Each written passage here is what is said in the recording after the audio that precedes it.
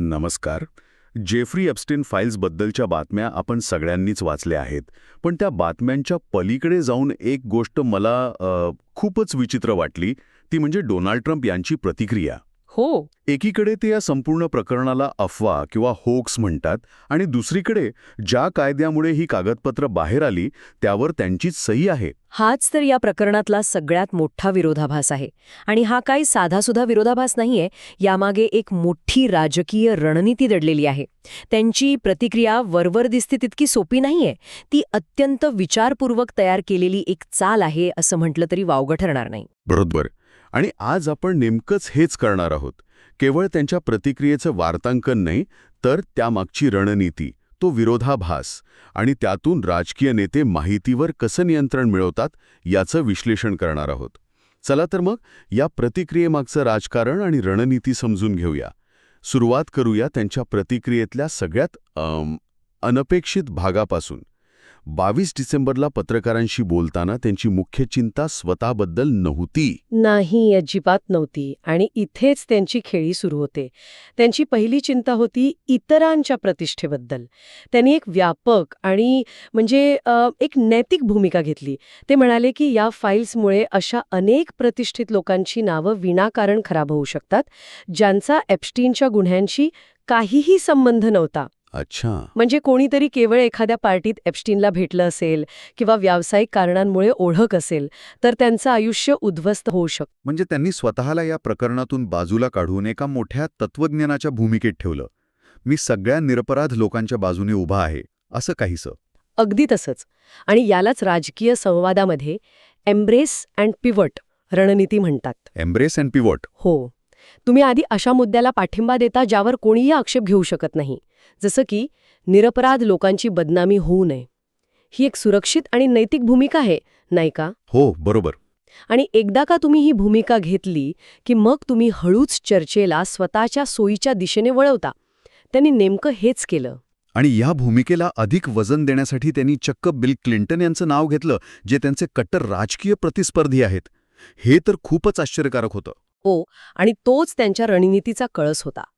Clinton यांच्या काही कथित फोटोंबद्दल बोलताना ते म्हणाले, मला बिल क्लिंटन यांचे ते फोटो बाहेर आलेले अजिबात आवडलेले नाहीयेत. अशा प्रकारे लोकांच्या प्रतिमा मलिन करणं ही एक भयानक गोष्ट आहे. आता विचार करा, ज्या व्यक्तीवर त्यांनी अध्यक्षीय निवडणुकीत आणि त्यानंतरही सतत टीका केली, त्याच व्यक्तीच्या प्रतिमेची ते काळजी व्यक्त करत आहेत. राजकारणात असे प्रसंग दुर्मिळच. म्हणजे डोनाल्ड ट्रम्प आणि बिल क्लिंटन यांची प्रतिष्ठा जपणं हे तर पॉलिटिक्स मेक स्ट्रेंज बेडफेलोज या म्हणीचं उत्तम उदाहरण आहे. नक्कीच. पण यामागे एक थंड डोक्यानं केलेला हिशोब आहे. क्लिंटन यांचा बचाव करून ते एकाच वेळी 3 गोष्टी साध्य करत होते. 3 गोष्टी कोणत्या? 1. ते स्वतःला क्षुद्र राजकारणाच्या वर उचलून एका मुत्सद्दी नेत्याच्या भूमिकेत सादर करत होते. 2. ते संदेश देत होते की प्रतिष्ठित लोकांची एक वेगळी श्रेणी असते आणि त्यांच्या चुकांकडे वेगळ्या नजरेने पाहिलं पाहिजे, जेणेकरून भविष्यात वेळ आल्यास त्यांच्यासाठी सहानुभूती निर्माण होईल. अच्छा, म्हणजे स्वतःसाठी एक सोय करून ठेवत होते. हो.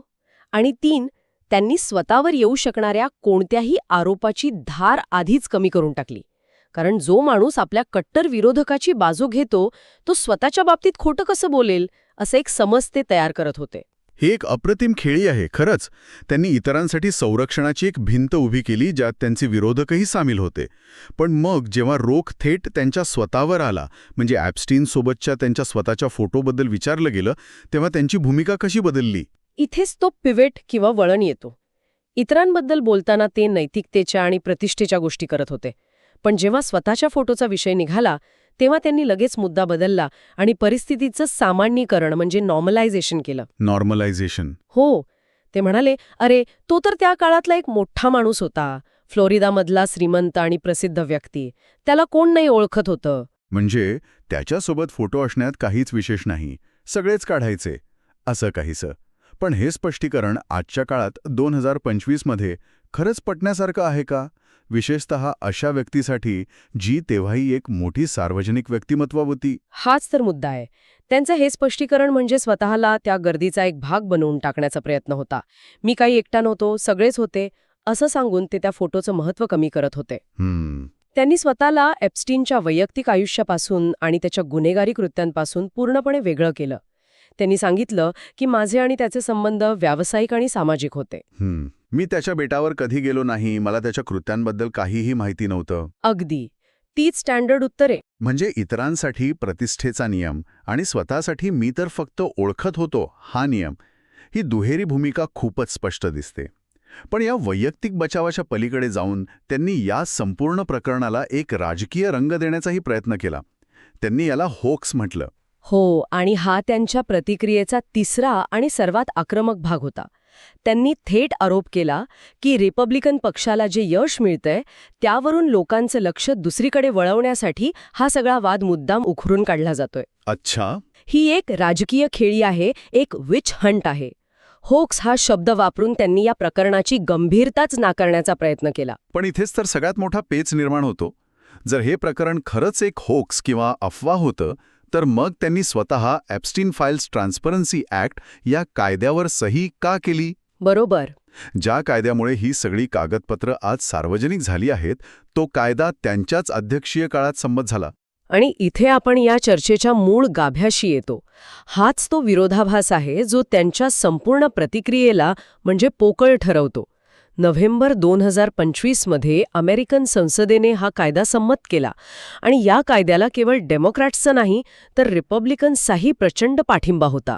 अच्छा, म्हणजे हा काही वादग्रस्त कायदा नव्हता, त्याला दोन्ही पक्षांची संमती होती. अजिबात नाही. अशा काळात जेव्हा अमेरिका राजकीयदृष्ट्या पूर्णपणे विभागलेली होती तेव्हा एप्स्टीनसारख्या विषयावर पारदर्शकतेची मागणी करणं ही एक अशी गोष्ट होती ज्यावर दोन्ही पक्ष सार्वजनिकरित्या सहमत होऊ शकत होते. कुणीही या कायद्याला उघडपणे विरोध करण्याचं धाडस करू शकत नव्हतं. त्यामुळे अध्यक्ष म्हणून ट्रम्प यांच्यावर या कायद्यावर सही करण्यासाठी प्रचंड दबाव होता. म्हणजे त्यांच्यासमोर दुसरा कोणताही पर्याय नव्हता. जर त्यांनी या कायद्याला व्हिटो वापरून रोखलं असतं तर ते राजकीयदृष्ट्या आत्मघातकी ठरलं असतं. जर त्यांनी व्हिटो वापरला असता तर त्यांच्यावर ते काहीतरी लपवत आहेत किंवा ते एप्स्टीनच्या गुन्ह्यांमध्ये सामील असलेल्या लोकांना वाचवत आहेत असा थेट आरोप झाला असता. म्हणजे ते अडकले होते. अगदी. त्यांची इच्छा असो वा नसो त्यांना त्या कायद्यावर सही करावीच लागली. त्यांचं राजकारण त्यांना एक गोष्ट करायला सांगत होतं आणि राजकीय अपरिहार्यता दुसरी. म्हणजे लोकांसमोर याला होक्स म्हणायचं, पण बंद दाराआड त्याच प्रक्रियेला कायदेशीर मान्यता द्यायची. ही तर दुटप्पीपणाची हद्द झाली नाही का? यातून हेही दिसतं की राजकीय विधानं आणि प्रशासकीय कृती यात किती मोठं अंतर असू शकतं. बरोबर. आणि गंमत म्हणजे ज्या कायद्यावर सही करून त्यांनी स्वतःला पारदर्शक दाखवण्याचा प्रयत्न केला त्याच कायद्याच्या अंमलबजावणीमुळे आता त्यांचंच प्रशासन अडचणीत आलं आहे. कसं काय? कारण प्रश्न आता हा नाही की कागदपत्र का बाहेर आली, प्रश्न हा आहे की ती कशा स्वरूपात बाहेर आली. तुमचा रोख त्या कागदपत्रांमधील लपवलेल्या माहितीकडे आहे का, जी रिडॅक्टेड माहिती आहे असं म्हटलं जाते? नेमका तोच मुद्दा. हा कायदा पारदर्शकतेसाठी आणला गेला, पण जी कागदपत्र प्रसिद्ध झाली आहेत त्यात अनेक ठिकाणी माहितीवर काळीशाई खासलेली आहे किंवा ती काढून टाकलेली आहेत. अनेक महत्त्वाची नावं, तारखा आणि तपशील गायब आहेत. म्हणजे पारदर्शकतेच्या नावाखाली एक कायदा करायचा, पण माहिती देताना ती अर्धवट किंवा सेन्सर करून द्यायची. मग त्या कायद्याचा उपयोग काय? काहीच नाही. उलट यामुळे संशय आणखी वाढतो. जेव्हा तुम्ही माहिती अशा प्रकारे लपवता तेव्हा लोकांच्या मनात पहिला प्रश्न येतो की नक्की कोणाला वाचवण्याचा प्रयत्न सुरू आहे. आणि ही लपवाछिपी कोणाच्या सांगण्यावरून होत आहे. बरोबर. आणि हा कायदा ट्रम्प यांच्या कार्यकाळात लागू झाला, त्यामुळे या अपूर्ण माहितीची जबाबदारी अप्रत्यक्षपणे त्यांच्याच प्रशासनावर येते. याचा अर्थ एका आरोपातून सुटण्यासाठी उचललेलं पाऊल आता त्यांच्यावरच उलटलं आहे. कायदा करूनही लोकांना पूर्ण सत्य कळू नये याची व्यवस्था केली गेली आहे का, असा प्रश्न निर्माण होतो. अगदी. आणि ही अर्धवट माहिती तर अफवा आणि षड्यंत्र सिद्धांतांना म्हणजे कॉन्स्पिरसी थिअरीजना आणखी खतपाणी घालते. जी माहिती उघड आहे त्यापेक्षा जी माहिती लपवली आहे त्याबद्दलच जास्त चर्चा होते. बरोबर. त्यामुळे एका वादातून बाहेर पडण्याच्या प्रयत्नात ते दुसऱ्या अधिक मोठ्या वादात अडकले आहेत. तर या सगळ्या चर्चेचा सार काय निघतो? आपण पाहिलं की ट्रम्प यांनी एकीकडे आपल्या कट्टर राजकीय प्रतिस्पर्ध्यासकट इतरांच्या प्रतिष्ठेची चिंता व्यक्त केली, स्वतःच्या फोटोचं सोयीस्कर स्पष्टीकरण दिलं आणि नंतर संपूर्ण प्रकरणाला राजकीय होक्स ठरवलं. हो. आणि या सगळ्याच्या मुळाशी एक मोठा विरोधाभास आहे की ज्या होक्सबद्दल ते बोलत होते त्याच होक्सला जगासमोर आणणाऱ्या कायद्यावर त्यांची सही आहे. आणि आता हे त्यांच्याच प्रशासनाच्या हेतूवर शंका घेतली जात आहे. म्हणजे ही प्रतिक्रिया म्हणजे सहानुभूती, स्वतःचा बचाव, राजकीय आरोप आणि कायदेशीर पेच यांचे एक विचित्र मिश्रण आहे. बरोबर. यातून एक गोष्ट स्पष्ट होते. ही केवळ एका व्यक्तीची प्रतिक्रिया नाही. माहितीच्या युगात जिथे प्रत्येक गोष्टीचे अनेक अर्थ लावले जातात, तिथे एखादी संवेदनशील माहिती समोर आल्यावर राजकीय पातळीवर एक विशिष्ट नॅरेटिव्ह किंवा कथानक कसं तयार केलं जातं याचं हे उत्तम उदाहरण आहे. सत्य काय आहे यापेक्षा सत्याचं चित्र कसं रंगवलं जातं याला जास्त महत्त्व दिलं जातं. आणि कायद्याचा वापर कसा सोयीस्करपणे केला जातो हेही दिसतं. पारदर्शकतेसाठी कायदा आणायचा, पण माहितीवर नियंत्रण ठेवून हवा तोच संदेश लोकांपर्यंत पोहोचवायचा. निश्चितच या प्रतिक्रियेने हेच दाखवून दिलं आहे की राजकारणात प्रत्येक शब्द, प्रत्येक कृती आणि प्रत्येक शांतता ही एका मोठ्या पूर्वनियोजित रणनीतीचा भाग असू शकते. काहीही अपघाती नसतं. खरंय. आणि ही सगळी चर्चा आपल्यासमोर एक महत्वाचा आणि विचार करायला लावणारा प्रश्न सोडून जाते. सार्वजनिक केलेल्या कागदपत्रांमध्ये माहिती लपवण्यामागे केवळ कायदेशीर प्रक्रिया आहे की कोणाला तरी वाचवण्याचा राजकीय हेतू? आणि अशा प्रकारची निवडक पारदर्शकता म्हणजे सिलेक्टिव्ह ट्रान्सपरन्सी लोकांचा केवळ या प्रकरणावरीलच नाही, तर एकूणच न्यायव्यवस्थेवरील आणि प्रशासनावरील विश्वास किती प्रमाणात कमी करू शकते.